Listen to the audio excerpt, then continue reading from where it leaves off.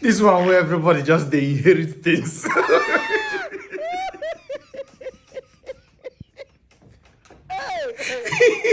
We must learn.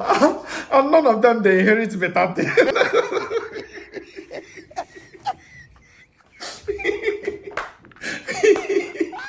Now for this administration, I hear inheritance pass. And now them no inherit better things.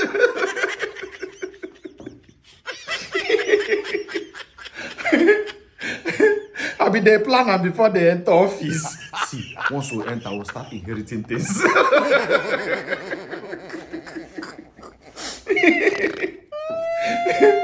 APC has a government don't talk, say they inherit mess. It be like this police talk, say, it be like, don't settle. What are we going to inherit? Imagine we are police, inherits bad thing for police. We are finished.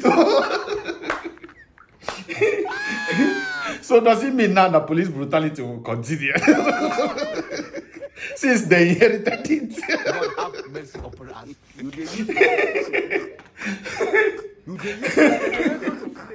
This one, the police catch you for road. Stop there, back! Hey. Officer, what did I do? Come on, shut up. Don't you know that we inherited bad things?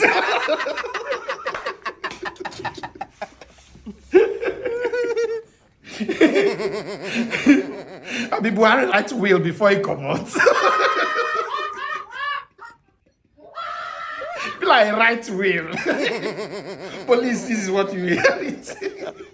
Next president, this is what you inherit. Custom, I never talk around. No. Wait till I inherit.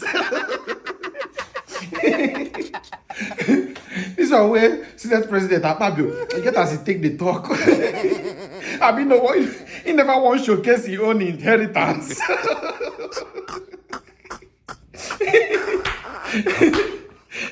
This one where he done the treat in fellow senators like he get as he be, because the other day before yesterday, Senator Tony Moye, they shout for, are we your slaves?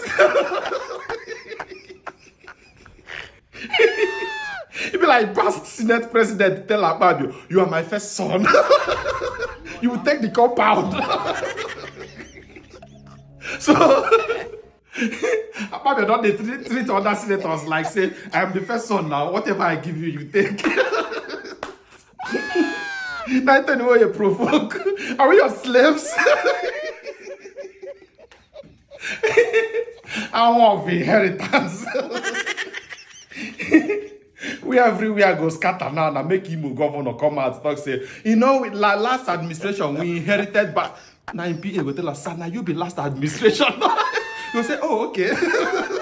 Let's forget about inheritance for now. We talk about it later because we are going to inherit things. Mama mia.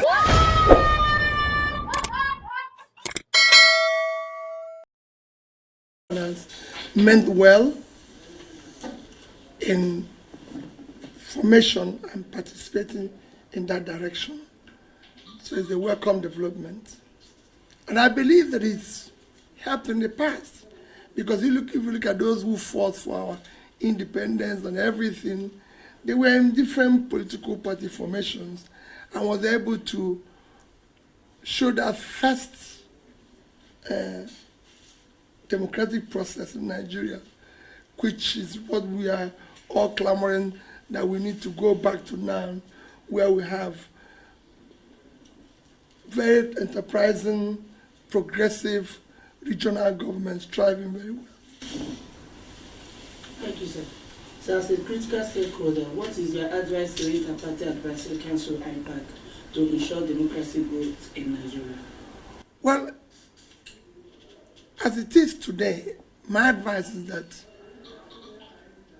the parties come together and work for the people.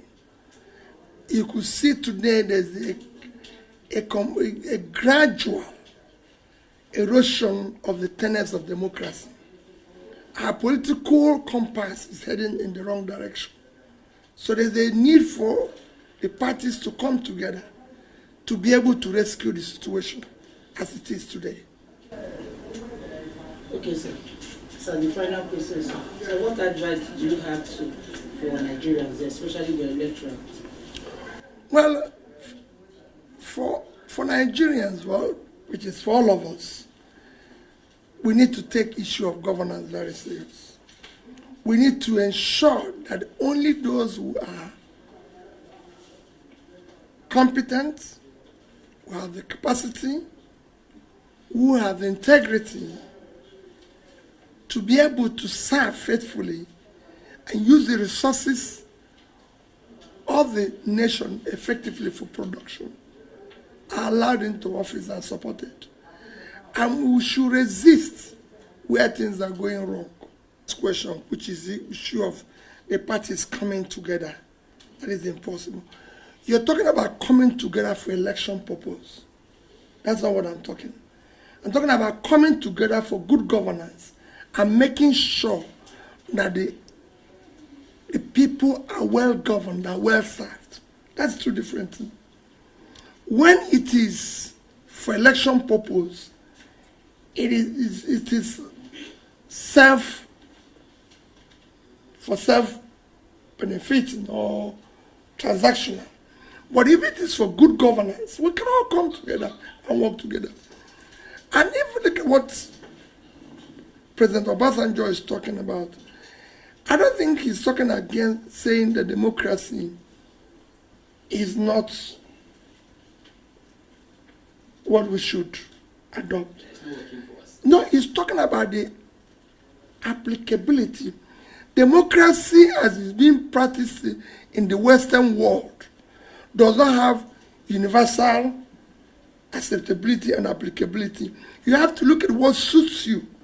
For example, if you look at democracy in America, where we even copy this presidential system of government, there's so many things that we've abandoned. If you're president of America, you can't just, I've never heard in America that they bought vehicles for legislators. You can't just buy cars anyhow. I have never heard you can't buy cars for first lady anyhow. There's no, in fact, in America, there's no office called Office of First Lady. It exists in name. And for the purpose of accompanying the president to trips, not just to have an office created with enormous budgets that are even beyond critical areas of development. No. You cannot entertain people.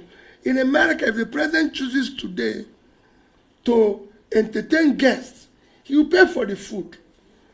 If he chooses to have different dishes, he will pay for it. So he can decide how my wife is going to have we're going to have this type of fish from Japan. At the end of the month, he has to pay for it. So these things don't happen. You don't have renovations of different houses for the president. If the president of America goes to New York today, he stays in a hotel. I have accompanied the president to trip in the past. The hotel the president of America was staying in a hotel. So these are issues. So we must look at what suits us. Again, look at how we can manage our own expense and everything. So what Obasanjo is saying that we must not adopt this and even adopt it wrongly as we are doing it today. The last one was an issue of moving towards one party. How can we salvage that? That is a disaster. And it can be salvaged again by the same everybody coming together. Not just now political parties, but civil society. The people must resist that because it's dangerous. Thank you very much. Thank you. Okay, His Excellency, sir, you are the campaigner of a new Nigeria. And recently, you described the former president, Atiku Abubakar, as your leader. If, for example, in 2027, and you are given the opportunity to become his vice, will you do that? Then secondly, sir. My dear, let's not talk about the election. We have a critical problem happening now. See, this is what I'm saying. We should all come together. Even you as a journalist should look beyond the election. People are dying of hunger. And we're talking about the election. What happens in the next election? I've said this publicly. Peter Obi is not desperate to be Nigerian president and desperate to see Nigeria work. Your children are suffering. So don't ask me that type of question, please. I'm begging you. Let's talk about how to save the country. If the country is working, I mustn't be president. Let the country work for our future. Okay, I want the children of here to be looked after. Okay, the next one is you said that Nigerians should try to resist those who want to stop the good governance of Nigeria. Particularly in the last election, we watched the exercise. We know that a lot of Nigerians supported you and they voted for you. But at the end, in this kind of scenario, how do Nigerians resist? They continue to voice it out and say, this is not what we expected. It has to be consistent. And I'm not saying they should go and start destroying things.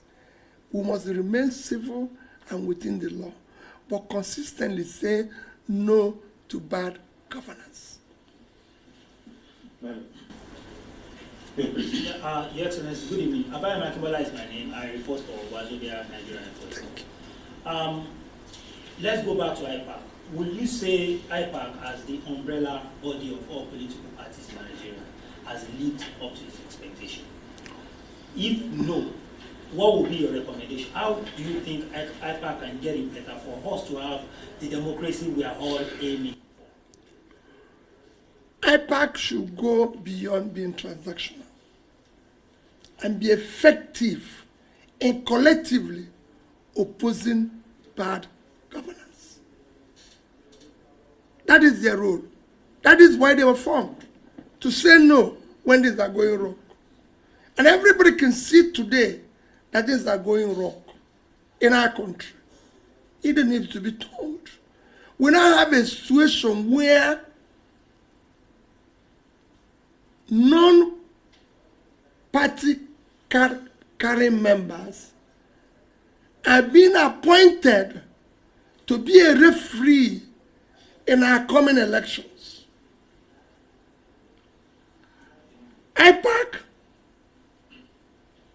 civil society, and the people need to resist that. These are people, even some of them who have been part of Togri, and I'm becoming the referees. IPAC should voice out where 90% of our election now ends up in court. They should voice out where our courts have become courts of favors, courts of procurement, rather than courts of justice and the law. They should voice out where a position where you have 3 recent judgments that are contradictory. Look at what is happening in Kano, Zamfara, and Plateau. All geared through opposition parties. I don't need to be a member of those parties to say that things are wrong. They are wrong. They are not good for democracy. My party is not in any of them. But it shouldn't be. Look at the elections that happened recently. In Kogi and everything, nobody's talking about the people who were killed, people who were men, and everything. Everybody is saying congratulations to something you know that was wrong. That's where IPAC, civil society, and everybody should voice out. It's not about who it benefits today or tomorrow. I've said it before. Nobody is buying fuel cheaper. Nobody is buying food cheaper.